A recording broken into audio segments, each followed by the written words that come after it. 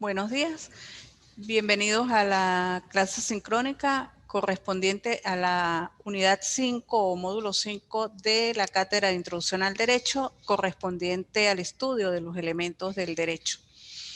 En toda relación jurídica está compuesta o integrada por una serie de elementos. Es necesario, en principio, pues, establecer o tener claro que una relación jurídica no es otra cosa más que el vínculo legal entre dos o más sujetos jurídicos, según la cual es posible que alguno de esos sujetos exija al otro el cumplimiento de determinados términos previamente acordados o preestablecidos en la ley.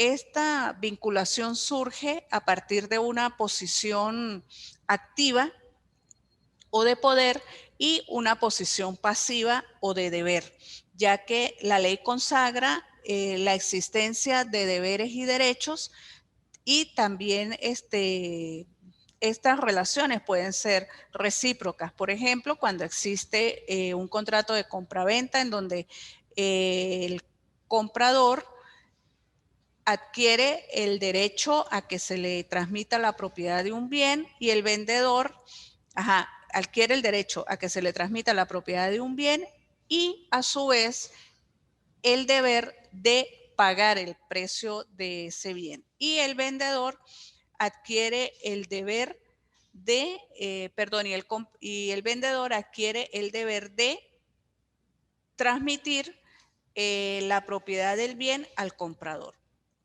La relación jurídica se establece siempre entre los sujetos de derecho activos y pasivos y no entre el sujeto y la cosa.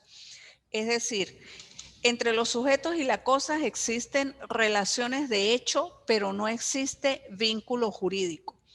Las características de la relación jurídica es importante tener claro que su principal rasgo es que tienen lugar entre sujetos, nunca entre sujetos y objetos. Desde el punto de vista del titular o sujeto, las relaciones jurídicas pasan a llamarse derechos subjetivos y pueden ser de dos tipos, políticas y civiles. Pueden ser además públicas o privadas dependiendo del fin que tenga dicha relación.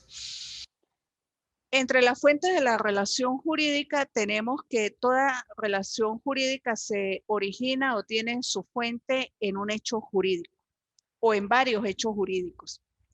Según el hecho jurídico que le haya servido de fuente, las relaciones jurídicas se dividen en convencionales y extraconvencionales, que son estas últimas las surgidas de un delito o de un cuasidelito. En cuanto a la estructura de la relación jurídica, podemos decir que esta comprende sujetos como elementos subjetivos, que son los individuos que se relacionan, ya sean personas físicas o personas jurídicas. Se determinan dos posiciones. Una posición de poder que es la que corresponde al sujeto activo o al titular del derecho a quien se le otorgan derechos para reclamar una conducta determinada a favor del cumplimiento de sus derechos. Y una posición de pasiva o de deber que es la que corresponde al sujeto pasivo, obligado o deudor. La obligación o subordinación por el cumplimiento de los derechos del sujeto activo. El otro elemento que conforma la estructura de la relación jurídica es el elemento objetivo, que no es más que el objeto o materia de la relación jurídica, sobre el cual convergen el poder del sujeto activo y la obligación del sujeto pasivo. Está constituido fundamentalmente por actos humanos.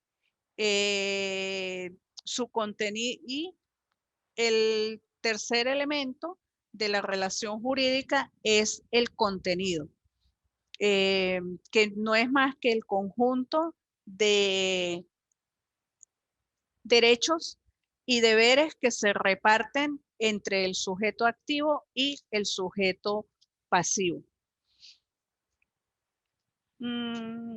De manera pues que según los doctrinarios existen 4 elementos básicos de la relación jurídica. El acreedor o sujeto activo, que es el que tiene el derecho de exigir el cumplimiento de una obligación. El deudor o sujeto pasivo, que es la persona obligada por ley a cumplir un acuerdo previo o a actuar de una manera determinada. El objeto prestacional, que es la acción regulada jurídicamente, por ejemplo, dar algo en propiedad a, y un vínculo jurídico, perdón, un vínculo jurídico o de atribución, que es el que consagra la ley y que permite al acreedor demandar del deudor el cumplimiento de una acción determinada. De acuerdo a su contenido, podemos decir que existen varios tipos de relaciones jurídicas. En primer lugar, tenemos las relaciones jurídicas obligatorias, en las cuales priva el deber de cumplir con los derechos de otro sujeto. Por ejemplo, pagar un préstamo. Están las relaciones jurídicos reales que señalan el derecho de propiedad o el derecho propietario de disponer del propietario de disponer de su propiedad del modo que mejor le pareciera. Están las relaciones familiares que buscan garantizar los derechos propios de la institución familiar, las relaciones hereditarias o sucesorias que atañen a los sucesores de una persona fallecida. También existen otros tipos de relaciones jurídicas como clasificados pues según su fin o según los fines del derecho, que vienen a ser aquellos de carácter público y de carácter o de derecho privado, y según el objeto sobre el que recae la relación, que pueden ser personales, reales u obligacionales.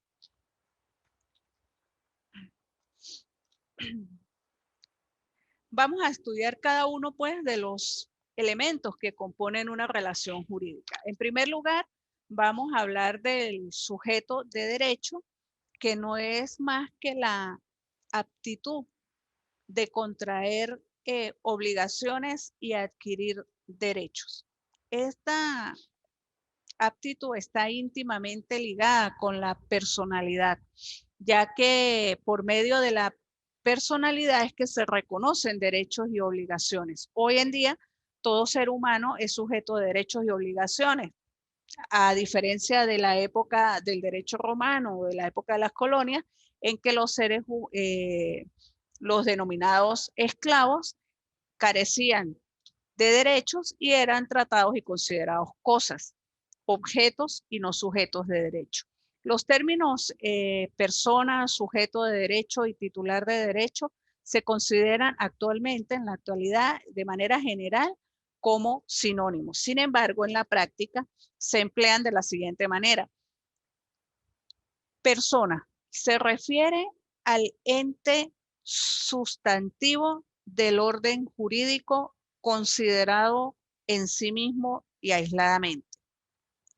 Es decir, yo como persona, considerada yo. Sujeto de derecho, al referirse a la persona, pero actuando en una relación jurídica. Por ejemplo, cuando yo como persona celebro un contrato. También se da, por ejemplo, cuando al nacer se genera pues una emanación jurídica. Cuando uno nace, el solo hecho de nacer ya adquiere una serie de derechos. Al referirse a la persona actuando pues en una relación jurídica, se dice persona por nacer y no sujeto por nacer. Se dice sujeto activo y no persona activa. Se dice sujeto pasivo y no persona pasiva en términos de derecho.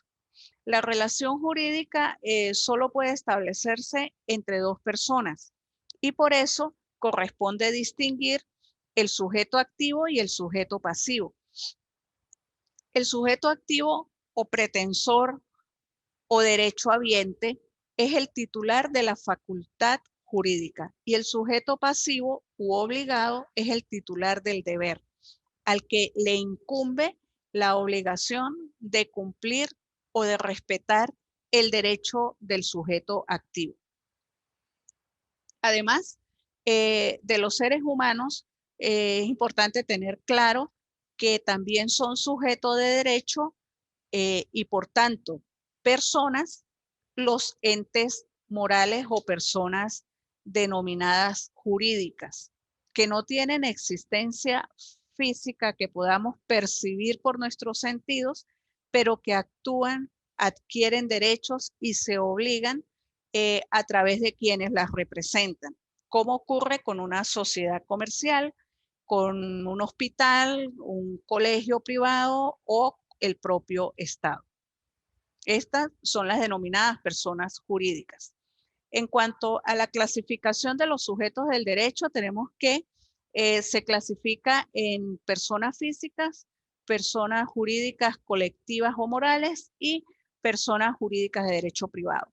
Las personas físicas son aquellos que presentan signos característicos de humanidad y las personas morales que son creaciones ideales y a las cuales la ley les reconoce la capacidad de derecho, ya que no poseen capacidad de hecho y por tanto actúan jurídicamente por medio de representantes. Y esos representantes son las personas individuales. Las personas jurídicas o colectivas o morales son grupos de personas o de humanos, de personas individuales a los que el derecho confiere en ciertos casos capacidad jurídica. Por ejemplo, las personas colectivas.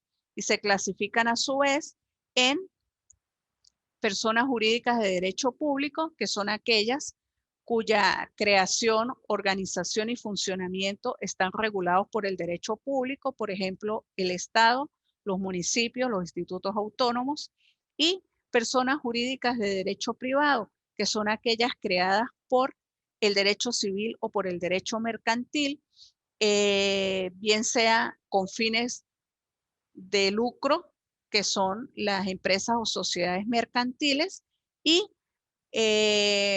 con fines de beneficencia, como por ejemplo el Instituto Autónomo de la Lotería del Táchira, que son personas de derecho civil.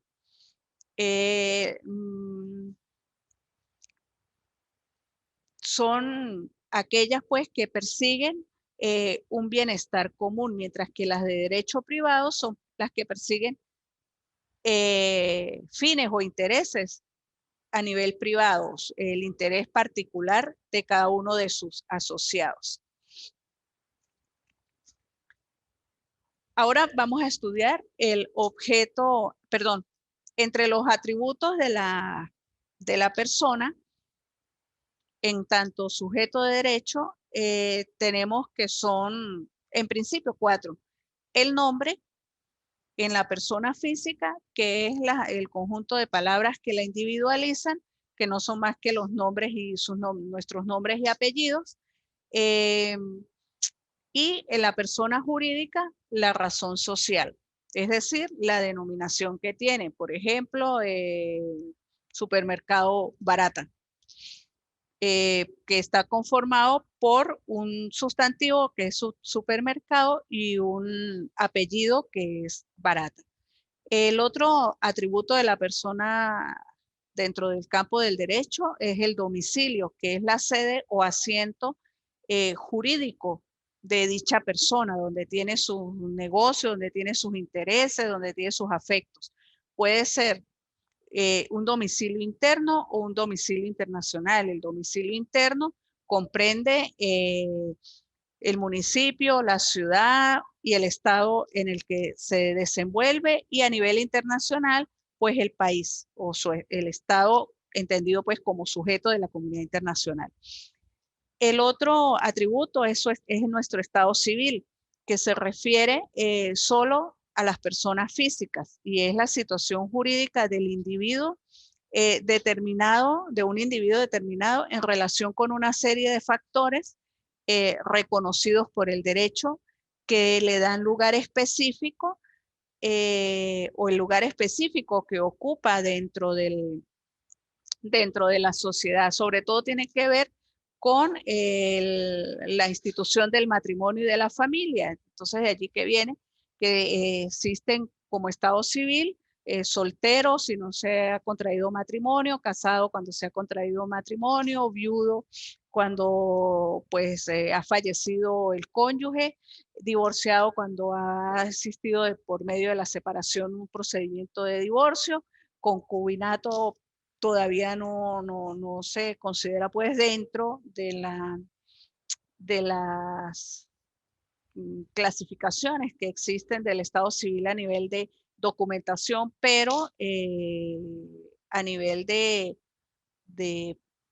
papeleo y trámites sí se toma en cuenta, por cuanto también ha sido reconocido el concubinato pues como una de las formas de distribución de bienes gananciales. Eso ya es parte de estudio del derecho civil. Y por último tenemos la capacidad, que es la aptitud, aptitud con P, no con C, aptitud para poder intervenir en la vida del derecho. Es decir, la capacidad o la aptitud para ser titular o para gozar o adquirir los derechos pues, que nos confiere el ordenamiento. Estudiado como fue pues el aspecto del sujeto, vamos ahora a ver el objeto del derecho.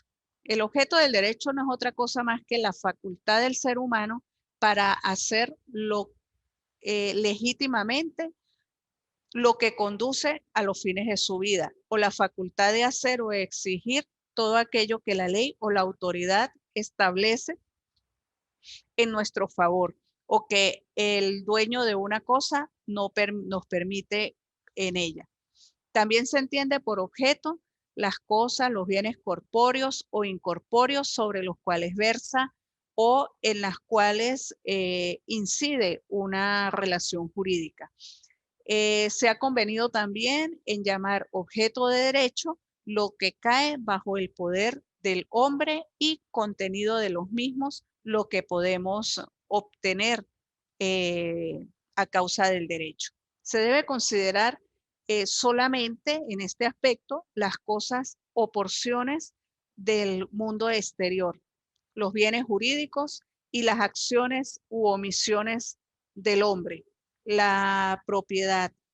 Jamás se debe considerar como objeto del derecho el cuerpo humano ajeno. Jamás. Doctrinariamente han surgido muchas teorías que han tratado de explicar el objeto del derecho. Dos son las más reconocidas, que son la teoría de la realidad objetiva y la teoría subjetiva del objeto del derecho. La teoría de la realidad objetiva sostiene que se debe partir de tres características para poder estudiar el objeto del derecho. Primero, que el objeto del derecho es independiente del derecho. En segundo lugar, la susceptibilidad de apropiación de ese objeto. Y en tercer lugar, la valoración económica. Esto tiene que ver más que todo con lo que en derecho se denominan derechos reales, que tienen que ver con cosas. Y la teoría subjetiva del objeto del derecho, según la cual se estudia el objeto del derecho atendiendo al sujeto.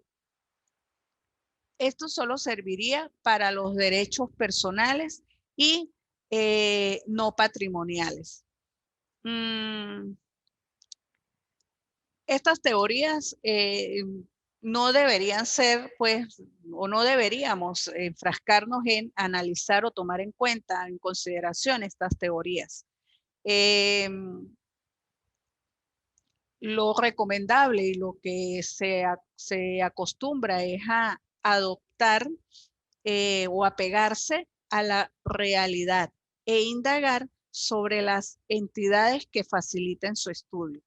Así pues, la primera entidad y que cumple con los requisitos eh, es tratar las cosas jurídicamente relevantes. La segunda es el comportamiento humano, positivo o negativo. Y la tercera, según la cual la persona debe ser o lo que se debe tomar en cuenta es la persona que constituye o que genera el objeto de los derechos no patrimoniales. De manera pues que el objeto de derecho es todo aquello que recae bajo el poder del hombre. Hecho jurídico.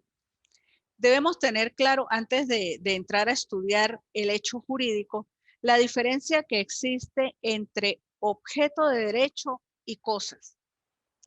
No toda cosa es objeto de derecho. Por tanto, es preciso tener presente que las cosas se pueden clasificar de innumerables maneras atendiendo a sus cualidades particulares como tamaño, forma, color, situación, ubicación, pero en esta ocasión haré mención a las que tienen cualidades jurídicamente relevantes. En este sentido, pueden considerarse las siguientes.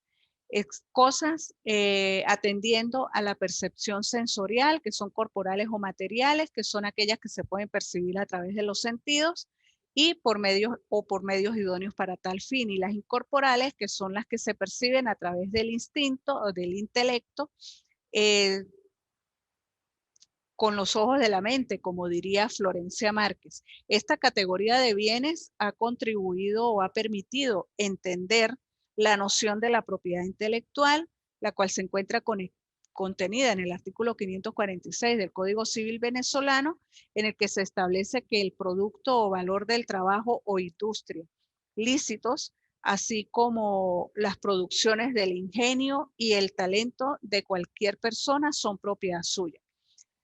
Atendiendo a la determinación, las cosas pueden ser clasificadas en genéricas y específicas. Genéricas, aquellas que están designadas por caracteres que les son comunes a todas las de su género o especie, y específicas, que son aquellas designadas por sus caracteres propios y que les permiten diferenciarlas de las demás de su mismo género.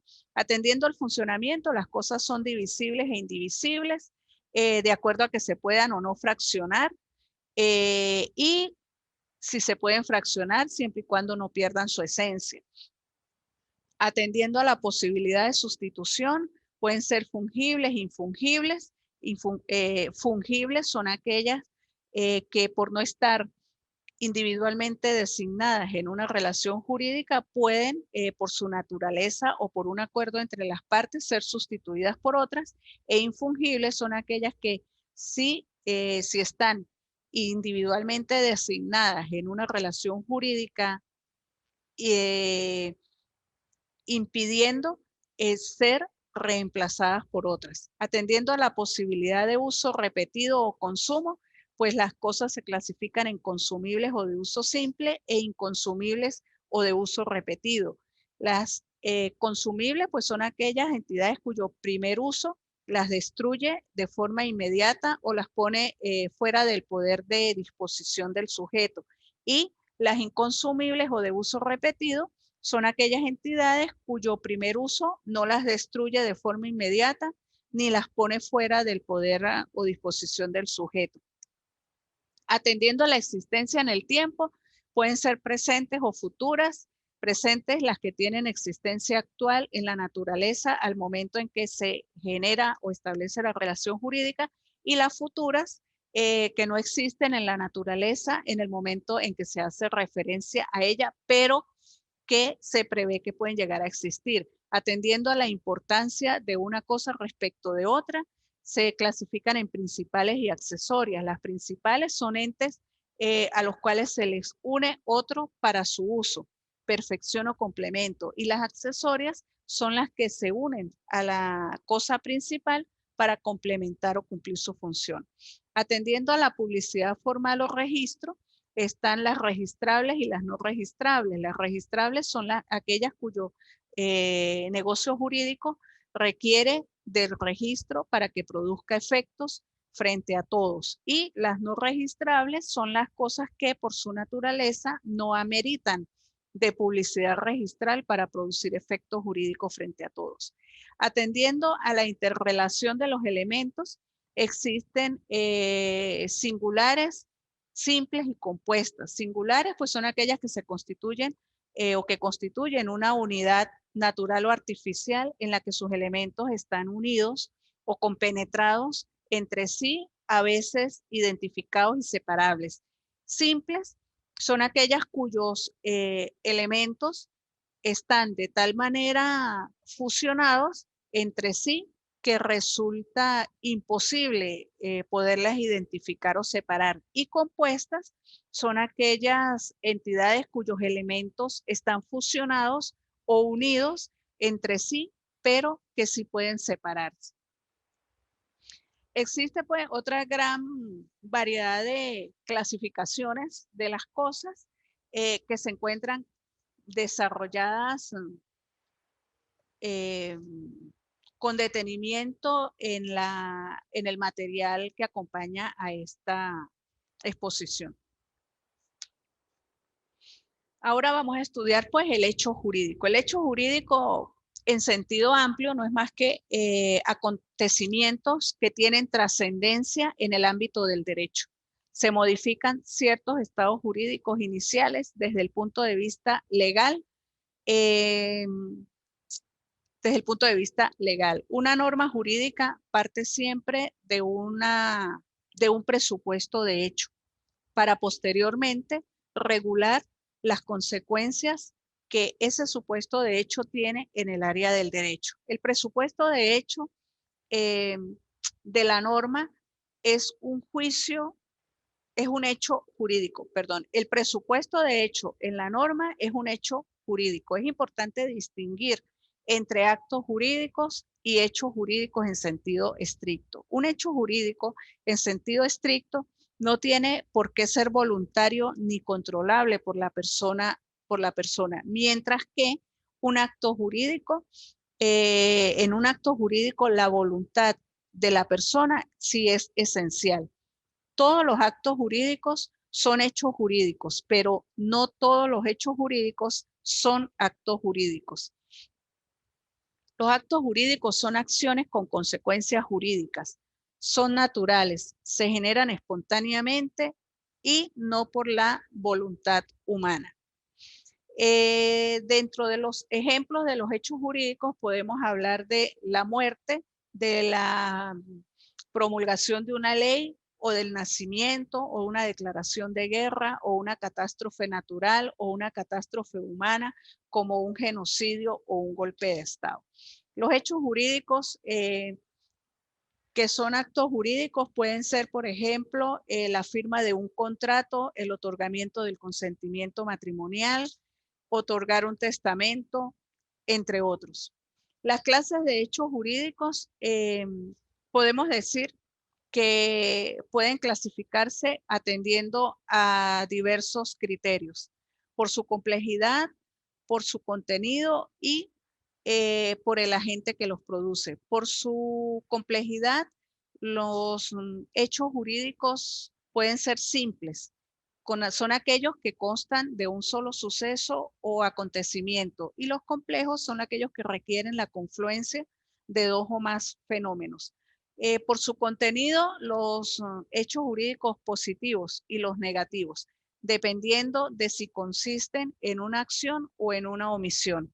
Y por el agente que los produce, pueden ser naturales cuando provengan de un acontecimiento de la naturaleza, o humanos, aquellos que proceden de la intervención de un individuo. El hecho jurídico comprende, pues, actos jurídicos, actos meramente lícitos, actos ilícitos, actos involuntarios, conformes o contrarios al ordenamiento jurídico, hechos naturales o externos que inciden en la vida de relación social del ser humano. Tanto en los hechos jurídicos como en los actos jurídicos interviene la voluntad, pero la intención de producir consecuencias de derecho solo existe en el acto jurídico. La causalidad jurídica, por su parte, opera en el ámbito del deber ser. Implica 4 momentos fundamentales del hecho. En la causalidad física se observan 2 momentos, causa y efecto, mientras que en la causalidad jurídica aparecen 4 elementos: el supuesto de hecho, el hecho jurídico, la consecuencia jurídica y el cumplimiento de esa consecuencia jurídica. Pueden existir muchos supuestos de hecho, pero el derecho permanece inerte ante ellos hasta que se produzcan hechos jurídicos que puedan subsumirse en el derecho. Un acto jurídico. ¿Qué es un acto jurídico? Es el hecho humano voluntario o consciente, ilícito, voluntario, consciente, lícito, que tiene por fin inmediato establecer entre entre las personas, relaciones jurídicas, crear, modificar o extinguir derechos y obligaciones. Produce una modificación en las cosas o en el mundo exterior porque así lo ha dispuesto el ordenamiento jurídico. Para que se dé el acto jurídico no basta con que haya un sujeto y un objeto con bastante capacidad. Se necesita algo que los relacione, estableciendo un lazo o un vínculo que los una, haciendo pasar la relación jurídica del estado de posibilidad al estado de existencia. Este tercer elemento es un hecho que, por ser productor de efectos jurídicos, se denomina hecho jurídico. Cuando tal hecho procede de la voluntad humana, recibe el nombre de acto jurídico. Messineo es el que da la definición más clara del acto jurídico y dice que es un acto humano realizado consciente y voluntariamente por un sujeto, por lo general capaz de obrar, del cual nacen efectos jurídicos, porque el sujeto, al realizarlo, quiere determinar un resultado y tal resultado se toma en consideración por el hecho. El acto jurídico es un acto humano por naturaleza, de carácter lícito, con manifestación de voluntad destinada a crear, regular, modificar o extinguir relaciones jurídicas. En fin, son los actos lícitos y voluntarios que surgen o que tienen por fin inmediato establecer entre las personas relaciones jurídicas, entre las que podemos mencionar crear, modificar, transferir, conservar o eliminar derechos. Las características del acto jurídico, en primer lugar, tenemos que tener en cuenta que es un hecho jurídico, un acontecimiento capaz de modificar la realidad jurídica, que es voluntario, por cuanto es objeto de una deliberación y decisión humana. Es exteriorizado.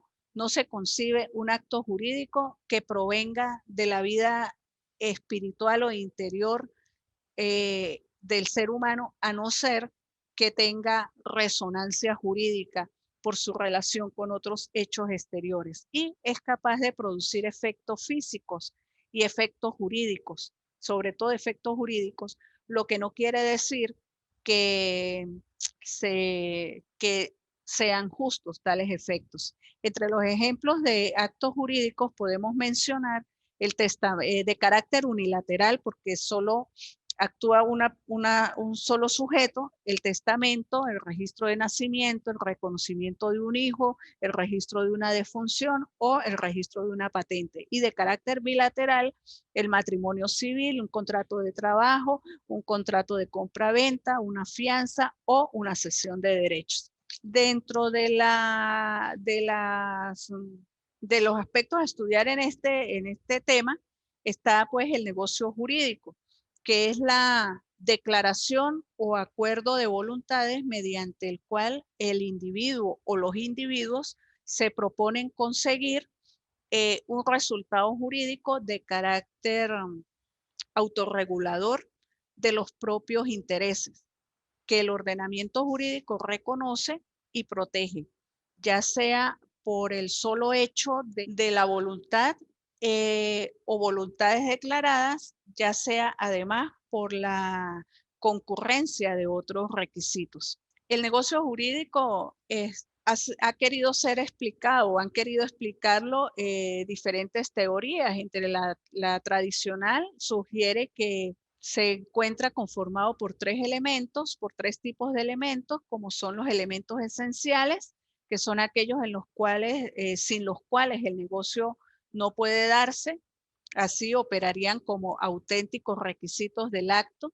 A su vez, cabe distinguir elementos esenciales comunes, que son aquellos que son propios del negocio jurídico como categoría general y por tanto están presentes en todos los negocios, y los elementos esenciales o especiales, que son aquellos que son propios y específicos de cada tipo determinado de negocio. Se dice que los elementos esenciales comunes son la declaración de voluntad, el objeto, la causa y la forma, mientras que los elementos naturales son aquellos que cada tipo de negocio lleva normalmente consigo, a no ser que sus autores los excluyan. En tercer lugar, están los elementos accidentales, que son aquellos que solo concurren si las partes expresamente así lo pactan. La clasificación de los negocios jurídicos pues es bastante amplia. Pueden clasificarse en negocios jurídicos intervivos, que son aquellos que despliegan su eficacia en la vida de las partes intervinientes, y negocios mortis causa, que son aquellos que despliegan su eficacia a raíz de la muerte del interviniente o intervinientes. Están los negocios familiares, que son aquellos que se refieren a las relaciones jurídicas familiares. Los de carácter personal, señaladamente pues el estado civil de la persona. Los negocios patrimoniales, que son aquellos que se refieren a las relaciones jurídicas que tienen por objeto bienes o intereses de carácter económico. Los negocios lucrativos, que son aquellos negocios en los que una de las partes recibe un beneficio sin contrapartida, por ejemplo, una donación. Los negocios onerosos, que son aquellos en los que las partes recíprocamente reciben beneficios y sufren sacrificios, por ejemplo, un arrendamiento. Los negocios conmutativos, que son aquellos negocios onerosos en los que hay una relación de equivalencia entre las prestaciones predeterminadas de antemano, como por ejemplo una permuta. Los negocios aleatorios, que son aquellos negocios onerosos en los que la prestación de una de las partes queda pendiente en su realización de un acontecimiento incierto, por ejemplo, una apuesta, un contrato de seguro. Los negocios unilaterales, que son aquellos que solo constan de una declaración de voluntad o una parte, por ejemplo, un testamento o la renuncia de un derecho, la renunciabilidad de derechos. Están los negocios bilaterales, que son aquellos que constan de dos declaraciones de voluntad o dos partes, por ejemplo, los contratos de compraventa. Los negocios plurilaterales, que son aquellos que constan de más de dos declaraciones de voluntad o de más de dos partes, por ejemplo, un contrato de sociedad. Los negocios formales, que son aquellos que requieren para su validez una forma solitate o una formalidad solemne, por ejemplo, el testamento. Y los negocios no formales, que son aquellos que no requieren para su validez una formalidad de carácter especial. Los negocios típicos, que son aquellos que tienen una propia disciplina normativa en el ordenamiento jurídico, y los negocios atípicos, que son aquellos que carecen de reconocimiento expreso en el ordenamiento jurídico y en consecuencia de régimen legal propio. Los negocios conexos, que son aquellos que necesariamente están vinculados a otro negocio. Por ejemplo, un negocio accesorio pueden ser las capitulaciones matrimoniales respecto del matrimonio o la hipoteca respecto de un préstamo garantizado. Y los negocios coligados, que son aquellos negocios que por voluntad de las partes están relacionados con otros negocios. Por ejemplo, la compraventa de un inmueble relacionada con un contrato de arrendamiento. Y dentro de los denominados negocios jurídicos anómalos, tenemos el negocio simulado, que hace referencia a la simulación de contratos, el negocio fiduciario y el negocio en fraude de la ley. De modo que la clasificación de los negocios jurídicos se puede señalar o reducir a las siguientes clases: típicos, atípicos, multilaterales, sinalagmáticos, solemnes, no solemnes, intervivos, mortis causa, a título oneroso o a título gratuito. Es bien importante pues tener claro esta serie de aspectos específicos del derecho, sobre todo en lo atinente pues a lo que tiene que ver pues con las relaciones que se establecen y con las consecuencias que surgen de una relación jurídica.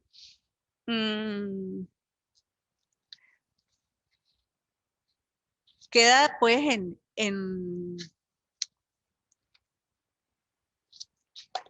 en ustedes pues la actuación en búsqueda de una mayor información que les permita profundizar en el estudio de cada uno de los aspectos que se han mencionado en esta actividad, en esta clase sincrónica, y sobre todo en cuanto tiene que ver con los elementos de la relación jurídica, principalmente la distinción entre cada uno de ellos, la distinción dentro de los distintas clasificaciones que cada uno de ellos tiene, específicamente en el aspecto de lo que tiene que ver diferenciar claramente entre objetos y cosas, objetos de derecho, objetos que no son de derecho, situaciones de hecho, situaciones de derecho. Por cuanto esto es determinante a efectos pues de nuestro ejercicio profesional y el resguardo pues de los derechos de quienes en un futuro eventual puedan llegar a ser nuestros clientes. Es todo por con respecto pues a esta unidad. Es la última unidad del módulo. Espero pues que hayan podido